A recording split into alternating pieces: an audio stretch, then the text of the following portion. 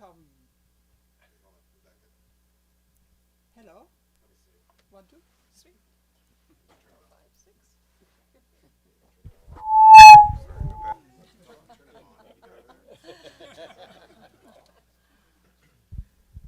1, 2, 3.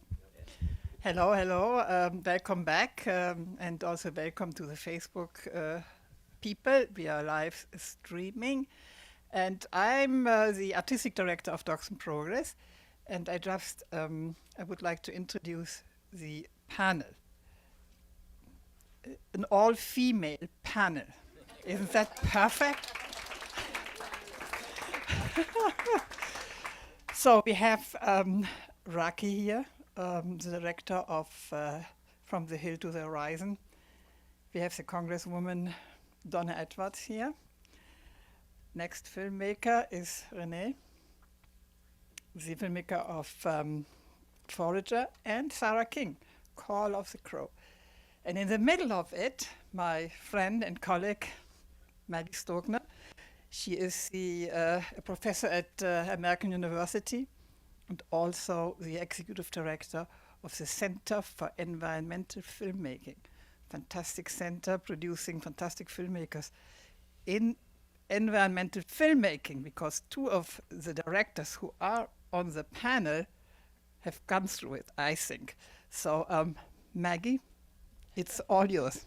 Thank you. And thank you, Adele, for inviting me to be the moderator today. And I just want to say a huge shout out to Docs in Progress, because we've had so many students that have benefited from that, alum who have benefited from that, people that are well along in their careers who have benefited from it. It's just an incredible community. So thank you, Docs in Progress, because wow, what a gift to have that in this area. I would like to start, because I'm always curious about this, but I think it's one of the things maybe we don't focus on enough is what are the origin stories of the films and how did they come about? How did you end up with your characters? Independent filmmaking is not an easy road and it takes a long time. It's a huge commitment. So how did you get started and what kept you going? And maybe we'll start with Sarah, because I remember when you came and said, I'm going to make my thesis film about a crow.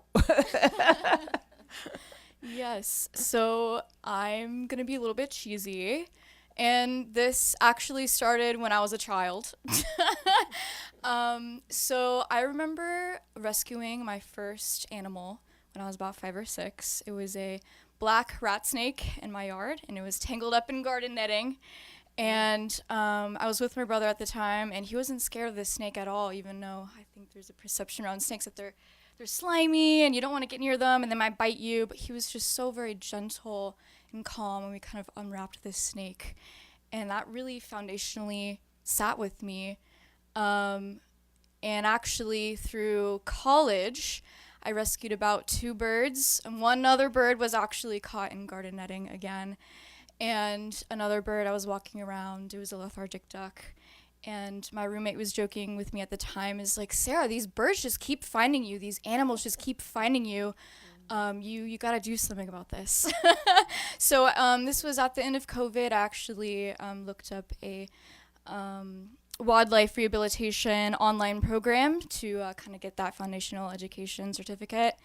And then I discovered I want to do environmental film, because I was actually in fictional narrative filmmaking at the time, and I wanted to combine film with the environment. And so I realized that for my thesis project in grad school, I needed to do a film, and I was like, I don't know what film I'm going to do. I don't know what I'm going to do for this film, but I know while I'm here, I want to actually do wildlife rehabilitation, so I was just looking at places where I can volunteer, and Diva Crows came up, and shout out to Catherine, she's here. And I was just there volunteering, and as I was volunteering for about a year and just getting to know Catherine and getting to know Apollo, I was like, oh, actually, there's a story here. So I kind of say what I say to other filmmakers is, when you're trying to gather inspiration, sometimes it's with you this whole time. And you have to look inward of things that kind of been sprinkled around your life, that there's stories within you that you can kind of go and seek. So that's where I got that inspiration from. Yeah, sorry, a little bit of a long tangent, but yeah. But that's great insight and great advice. Yeah, yeah. Renee, how about you? You can need a microphone. Take both. No. Well, I had actually read an article about Chris being nominated for the James Beard, and I thought that that was kind of cool. And I did a cold email to him and introduced myself, and we decided to have a phone conversation. And during that phone conversation, he kind of told me his whole story, the homelessness, the addiction, everything.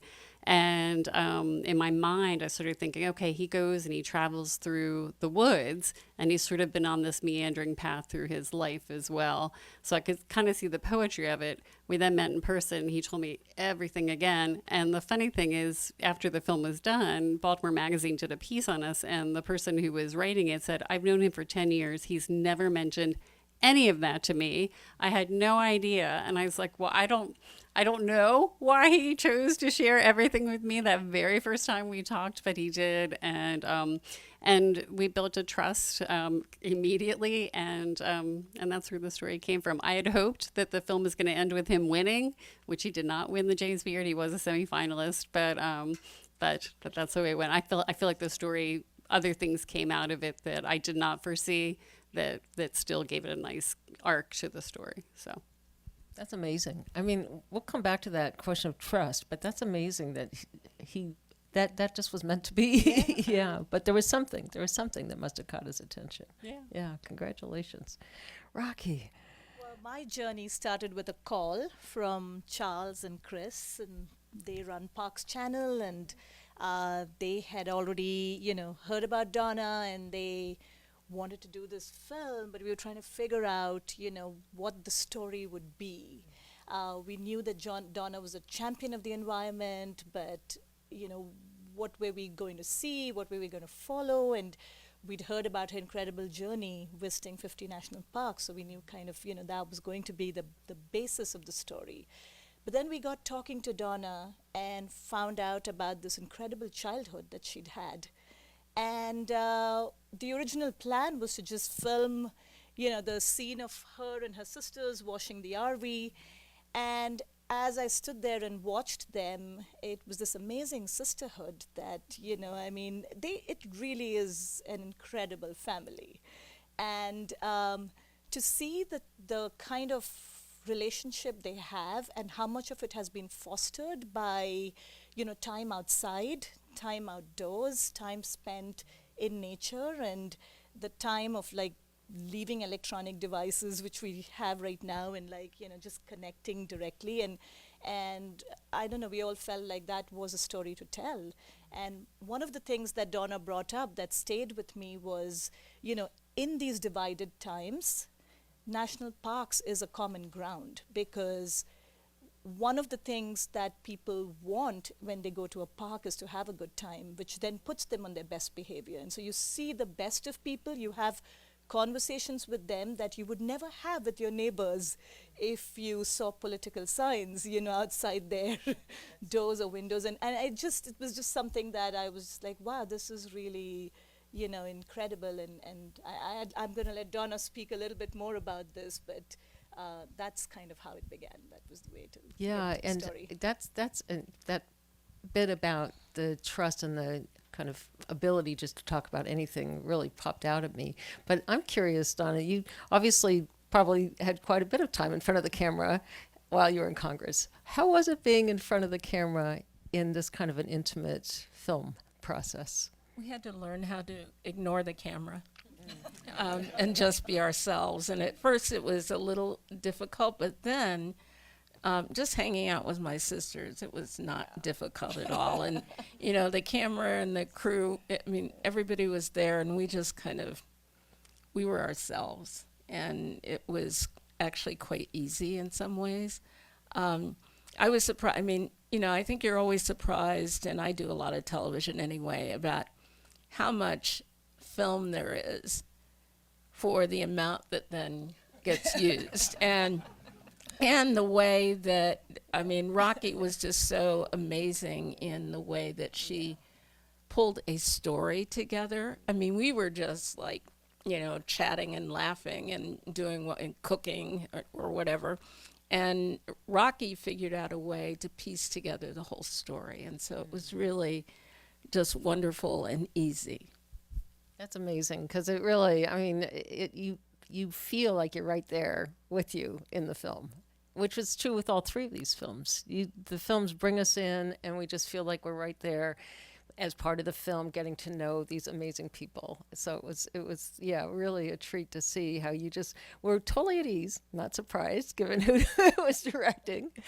Let me come back to, and I think I'll start with you on this one because we make these films. It takes a long time to make them. It's a lot of work, but the process, I mean, speaking as a filmmaker, the process is amazing, frustrating at times, but amazing.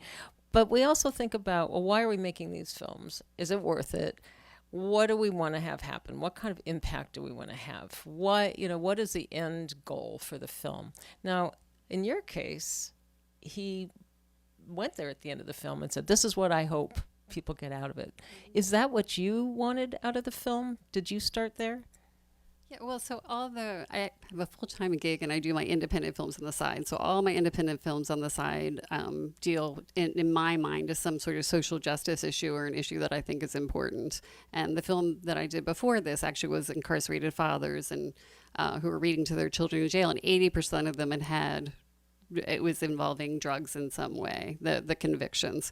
So when I met with Chris, I think I mentioned, I initially thought it would be a story about sustainability, but once I heard his journey, I think it was to be an inspiration to others. I think we are inundated right now with so many stories that kind of bring us down, and I wanted it to be a story that would lift us up. And so he and I were on the same page in that regard. I wasn't 100% sure when we had those initial conversations that that's where we would end up, but that definitely is where we did. So that was my hope, that people would leave feeling that this person, look what he overcome, and look how well overcame, look how well he's doing right now. Yeah, I mean, such an inspiration. Yeah. Sarah, how about you? What do you want the end goal, or what were you going into your film with, and did that change over time as you started to go through the filmmaking process? I think it did. I definitely wanted to inspire curiosity and to challenge biases. I think what I kind of touched a little bit in the film is that birds like these have these misconceptions about them. Their crows in particular have this sense of death and ominous, and they're often featured in horror films as these creepy bears of death that, prey on, other people. But I just wanted to kind of show people that if you actually just sit back and you can actually do your own research or listen to people who do work like Catherine, is that as you learn more and more and you kind of get to know these individual birds or these individual creatures, that actually they're not really what you thought they were. So just to kind of challenge people, for sure. Yeah, challenging the norms. That's good. That's good. I don't know which one of you want to take this, but I'd be really curious to know. And were you on the same page initially, or was that a process of having to work toward what do we want to get out of this film? Actually, I'm not sure. I should really ask Donna this. Yeah. I think for me, it was more, for Charles and Chris, being Parks Channel. Definitely the idea was to highlight the uniqueness of the parks. I mean, the fact that really, America has this amazing way of people experiencing nature and being out there and how unique it is in the world. I mean, that was something that we definitely wanted to bring out through Donna's, journey into the parks. But I think what surprised me and what I hope, people have gotten from this film is that parks is for everyone. I mean, I will be the first to confess, I'm not a national park person. I have not done a lot of, wandering into national parks. I could not drag my sons there. They are very much into electronics and, So to be able to go and talk to Donna and find out that, there is something you can get from a national park even if you're not necessarily hiking 20 miles or, camping 4 days, and you can find that, what you want, what your limit is, the way you can interact with the park can be your own personal thing. That really appealed to me. But I don't know, Donna, I would love to hear from you as to whether this film has really captured what you would want people to know about, your experience with parks. Well, I think it did. I mean, I actually started out thinking about this project is more about telling the story of the national parks and the beauty of the parks, but also because I visited so many and spent so much time in them talking with people from every political stripe. And look, I don't hide my politics. I am left of left of left. And yet, when I'm in the parks, I find that I can have conversations with people who come from every political leaning. And when you take it outside of and so what I wanted to do was to show that you can get outside of Washington and connect with people in the most human way around something that you share in common. And what you share in common is that you're all in the same place, many people for the same reasons at the same time. And that's been my experience visiting parks all across the country. And I look at our park system and I'm just blown away by what we've been able to do. But politically, and I say this, and I'm hoping some of my former colleagues will get to see this film as well, that the parks are really under threat. And Rakhi, I think that you brought that out because if we lose those public spaces, we lose a part of who we are. And that's what I wanted the film to convey, and I think that you did that. Thank you. Yeah, I think it did it brilliantly because it wasn't an ad for the parks. It just took us into the parks and said, look, and this is for everybody, and everybody can come together and find community there. And that's that's what we need more than ever. So it really struck that note. I think with all of them, and I think a lot about themes in filmmaking, the theme of bringing people together around food, that's again a way to bring people together around community, wildlife and wildlife rehabilitation and education and bringing people together in that space. And then of course the parks, which, oh my gosh, there's such a gift to all of us, and bringing people together without even realizing it, that you can be in a park and it is that camp culture of just, oh yeah, what are you making over there? So it's really an amazing kind of thematically commonality between all of these films is how do we bring people together, and I appreciated seeing them all together like this. I probably should open it up to the audience at this point. Oh, okay.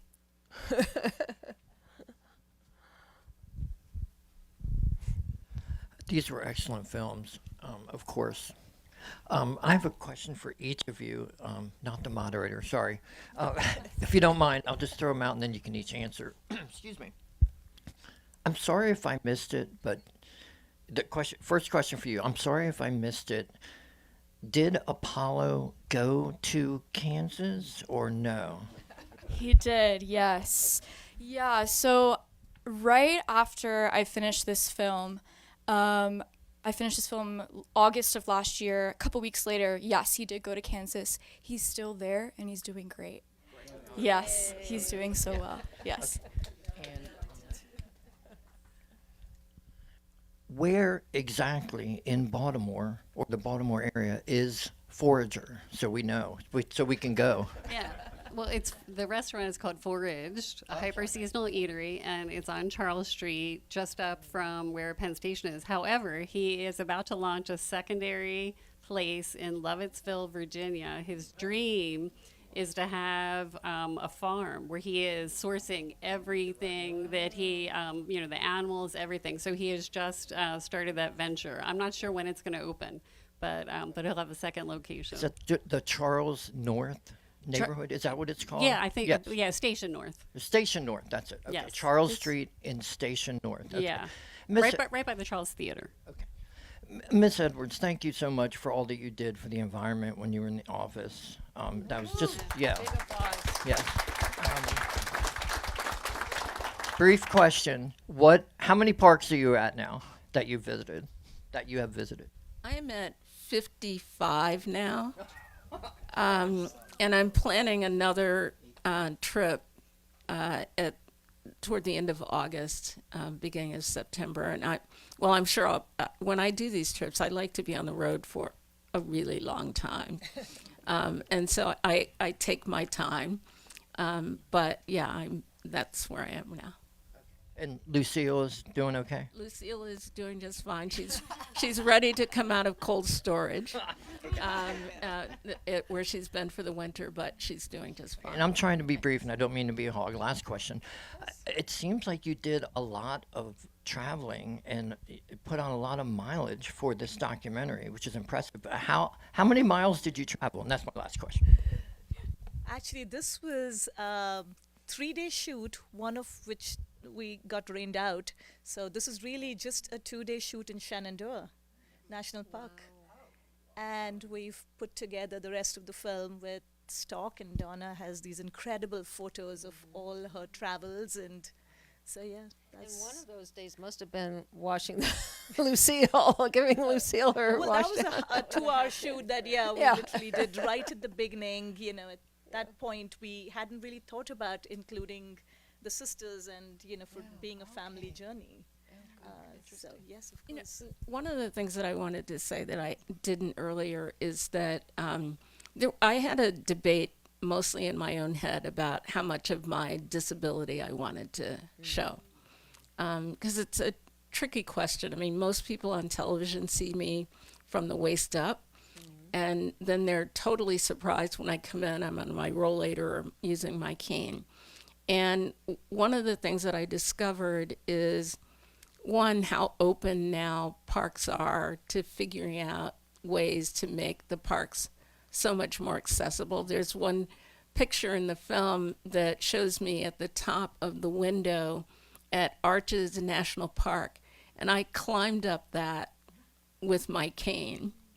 And I think we discussed this in making the film and concluded that people should see me with my rollator, they should see me with my poles, they should see me with my canes and, struggling to get out. And for me personally, it was exposing in some ways a part of myself that I wasn't quite sure that I was ready for, but now I'm really glad that we did it that way. I'm so glad you did, because it just shows how accessible the parks are, and that's amazing. That's amazing. Yeah. Are we running out of time? No. Oh, okay. Another question? Because if not, I have more questions. Yeah. One question for you about. It's more of a technical question about your film, and the thing that I noticed was a lot of, particularly the interior scenes with the customers in the restaurant and back inside where everyone was cooking.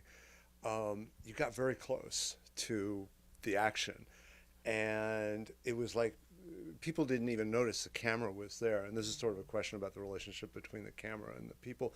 Did you tell people beforehand, ignore us, or did you tell them, how did you get people not to look into the camera kind of like deer in the headlights? Well, I can't speak to the customers because I didn't speak to the customers beforehand. They knew we were going to film. They were, they signed their releases beforehand. I had Chris, have that conversation with them. As far as the staff, I had been there filming really all day. And to be honest, I was the person doing the camera that day because I had a very small budget, and I was running back and forth between the kitchen and the meeting and the kitchen and the meeting. And I actually did say to Chris later, I could not do your job. I was so exhausted. But it was a small camera. It wasn't very obtrusive, and I don't know. I can't say exactly why I think people are enjoying the experience of having their dinner, so I was just a fly on the wall. But it's a Lumix GH5S. It's a really small Micro Four Thirds. And that's partly because I have back issues and I can't carry heavy things. So it was, but it's pretty small. So maybe that was part of the anonymity that happened.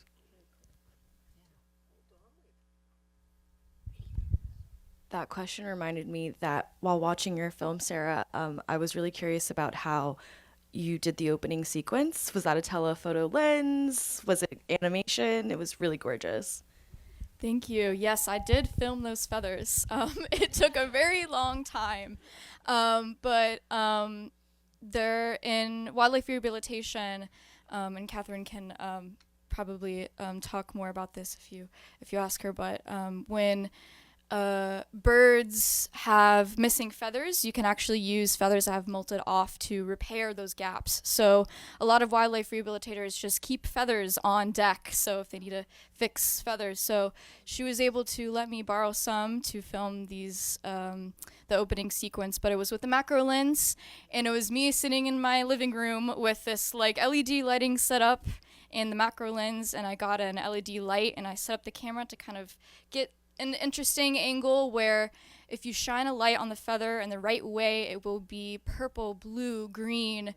So I kind of had to experiment with that first, but I got an LED light and I kind of swooped it across the feather to kind of create that like in and out effect. So it was all in camera instead of in post, but yeah, it was really fun, and I had this vision in my head. I was like, I want to show people these feathers up close, because I think that's what a lot of people don't get to experience. So thank you so much for noticing that. Yeah, it was really fun. Congrats on that. Other questions? Oh, there's one.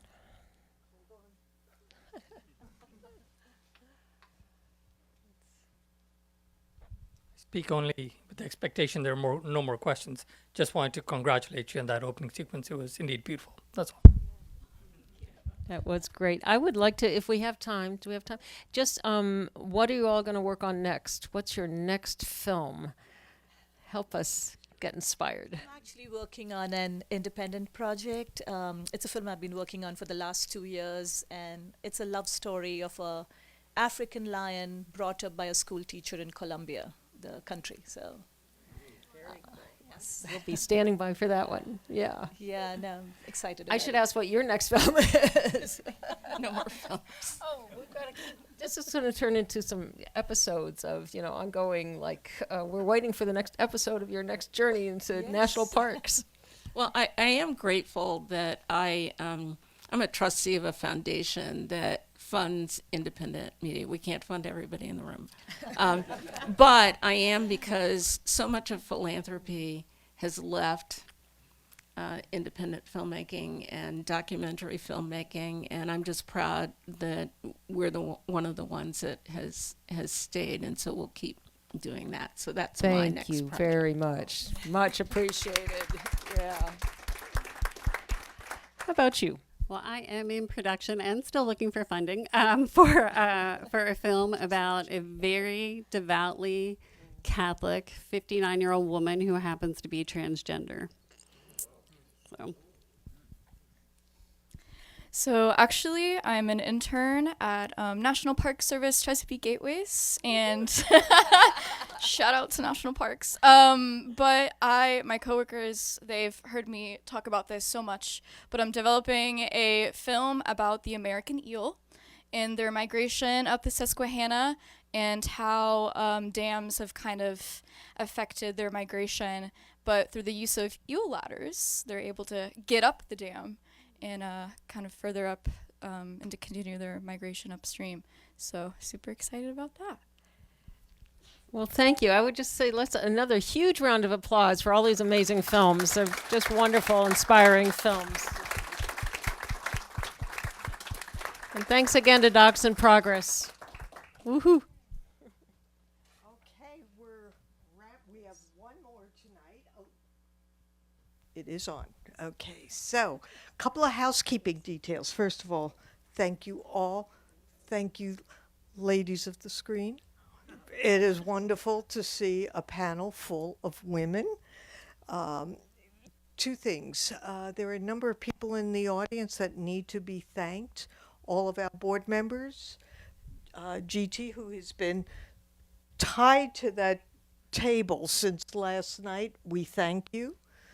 Lee Boyle, our vice chair and treasurer, is back there. Adele Schmidt, who you've met as the artistic director. Madison, who started with us during our summer teen, and if you see the pictures of the mural, that is one of the films that she worked on. And Stacy Toll, who's been out there, who many of the filmmakers have talked to, many of you here who've talked to, and let's see, a couple of other things. There is an evaluation form in the pocket. Please, please, please. Maggie talked about impact. Yes. Well, our funders want to know about impact. So we need that data. In order for us to do this, you saw all of the sponsors on the back of the program. You saw all the sponsors, but they want to hear from you. So we would very much appreciate if you would fill that out.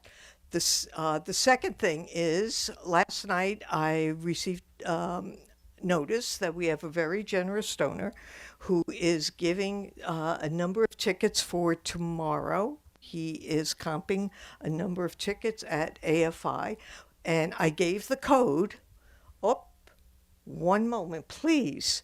We will end our Facebook Live.